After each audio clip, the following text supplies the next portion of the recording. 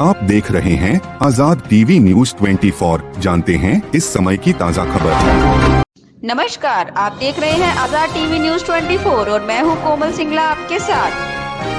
Haryana police द्वारा गिरफ्तार किए गए युवा किसान नेता नवदीप सिंह जलबेड़ा समेत अन्य किसानों की रिहाई के लिए संयुक्त किसान मोर्चा एवं किसान मजदूर मोर्चा के आह्वान पर आज किसानों ने अंबाला में परिवहन मंत्री असीम गोयल के आवास का घेराव किया। वहीं किसानों ने पंजाब में भी 16 स्थानों पर भाजपा के लोकसभा उम्मीदवारों और अन्य नेताओं के घरों के सामने धरने देते हुए नारेबाजी की। इस दौरान किसानों ने अंबाला और जींद जेलों में बंद किसानों की रिहाई की मांग की। भारतीय किसान यूनियन शहीद भगत सिंह के राष्ट्रीय अध्यक्ष अमरजीत सिंह मोहड़ा का कहना है कि किसान भीषण गर्मी में भी बॉर्डर पर अपनी मांगों को लेकर बैठे हैं। उन्होंने कहा कि सरकार के पास किसानों के खिलाफ कोई सबूत नहीं है, सरकार सिर्फ तानाशाही कर रही है, लेकिन किसान पीछे नहीं हटेंगे। संयुक्त किसान मोर्चा एवं किसान मजदूर मोर्चा के आह्वान पर शंभू और खनौरी बॉर्डर पर 13 फरवरी से किसान आंदोलन चल रहा है। पुलिस ने कई किसान नेताओं को गिरफ्तार भी किया है। किसानों का कहना है कि 10 फरवरी के बाद से हरियाणा में सैकड़ों किसानों को पुलिस ने गिरफ्तार किया है। इनमें से 3 किसान अभी भी जेल में बंद हैं, जिसमें अनीश खटकड़ 19 मार्च से जींद जेल में बंद है। 28 मार्च को अंबाला पुलिस ने युवा किसान नेता नवदीप सिंह जलबेड़ा और गुरसीरत सिंह अंबाला सेंट्रल जेल में बंद हैं। चलिए आप भी देखिए आजाद टीवी न्यूज 24 के साथ इस दृश्य की कुछ झलकियां, साथ ही सुनिए कि उन्होंने इस विषय में और क्या जानकारी दी है। जो प्रोग्राम है किसान मजदूर मोर्चा और संयुक्त किसान मोर्चा बात नहीं करनी है, अपने धरने के अंदर बैठ गए अपने बात करनी है। हमारे प्रधान उनके दिशा निर्देश के मुताबिक अपने धरना 4 घंटे वास्ते से लाया है। उस तरीके से संतुलन करना है। यार पीछे से हर साथी को बेनती है कि कोई भी साथी धरने के बाहर ना जाए। कोई बात की बात पूरी करना। तो सारे साथियों को बेनती है, जहाँ शांतमय ढंग से बैठना है, जिंदाबाद जिंदाबाद के नारे मारने हैं, थोड़ी देर में स्टेज चला देंगे। हर साथियों को बेनती है कि यहाँ स्टेज के ऊपर अपने विचार रखे हुए हैं। अपने प्रधानमंत्री श्री मोदी यार बीच में से तो आ जाओ। सारे देने वालों को बेनती है 2 बार हो गया हाथ दो भैया। अपने अपने बाइक ले लें ताकि बाद में प्रॉब्लम ना आवे। आपका साथी का है हमारे कानून वास्ते बाइक में दी गई। तो सारे मीडिया वाले साथी हैं, एक मिनट भारतीय किसानों ने संघ भाई से भी और से विशेष धन्यवाद है मीडिया कर्मी यहाँ पहुंचे हमारी आवाज को बुलंद करने वास्ते। तो सारे मीडिया कर्मियों को बेनती है कि प्रधान में बाइक दे रहे हैं, वहां की बाइक ले ली है, उसके बाद स्टेज चला देंगे 5 मिनट बाद। इसकी लाइव तस्वीरें हम आपको दिखा रहे हैं हरियाणा के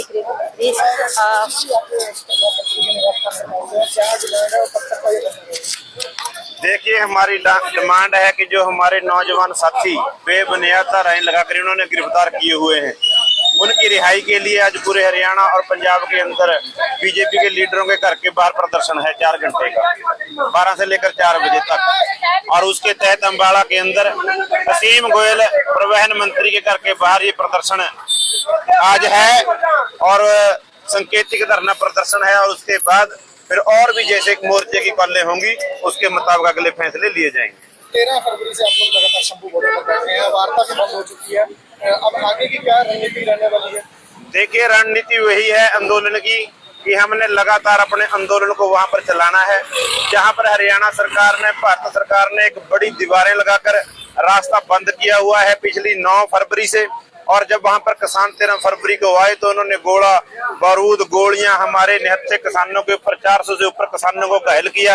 एक हमारे नौजवान साथी की इन्होंने कत्ल किया गया, गोली मारकर हत्या की गई, जसकरण की बाजू में गोली लगी और 3 साथियों की आंखें चली गई। वो सब हरियाणा और भारत सरकार के कारनामे, जिसके अंदर हरियाणा के गृह मंत्री ने जिम्मेदारी भी ली है। अभी मैं उसकी जिम्मेदारी भी लेता हूँ। कोई ऐसा उसने ये नहीं कहा कि वो किसी प्रशासन अधिकारी ने गोली चलाई है, उसने बोला कि हाँ हमने गोली चलाई है, हम इसकी जिम्मेदारी लेते हैं। कहने का मतलब साफ साफ है, वहां पर हुआ तशद्दुद वहां किसी आम मुलाजिम का या वहां किसी एसपी का नहीं, वहां का जो तशद्दुद है, वहां पर जो गोलीबारी हुई है, वहां पर जो हत्याएं हुई हैं, वहां पर जो तांडव इन्होंने किया है, वो सब हरियाणा सरकार और भारत सरकार, बीजेपी सरकार उसके जिम्मेदार हैं, जिसका उन्होंने मोहर यहाँ के पूर्व गृह मंत्री अनिल विज जी ने लगाई है।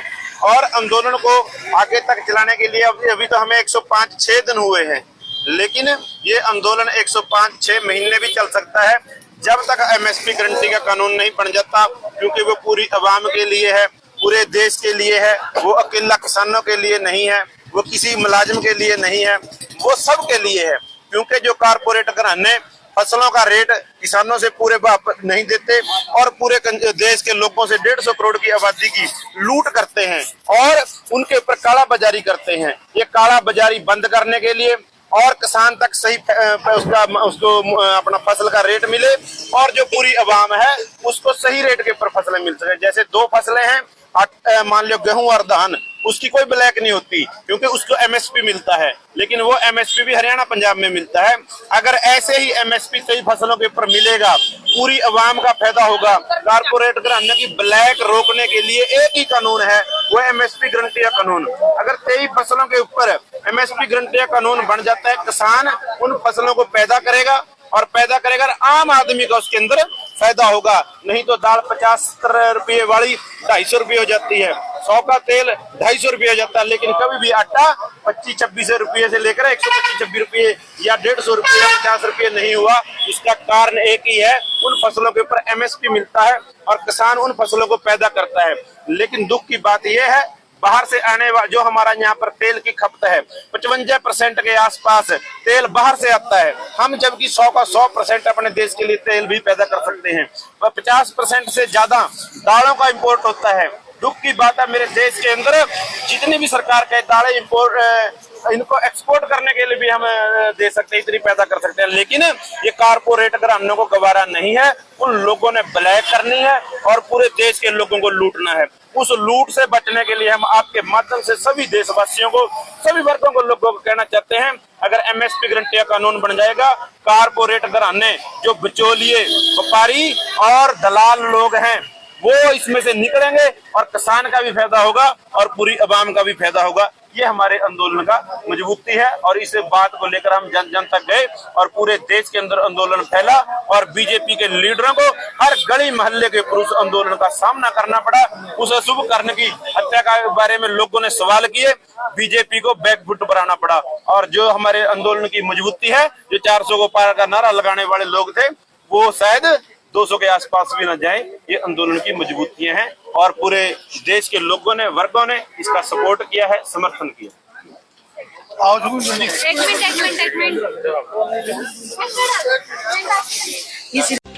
ऐसे और अधिक दृश्य देखने के लिए बने रहिए हमारे साथ आजाद टीवी न्यूज़ 24 पर।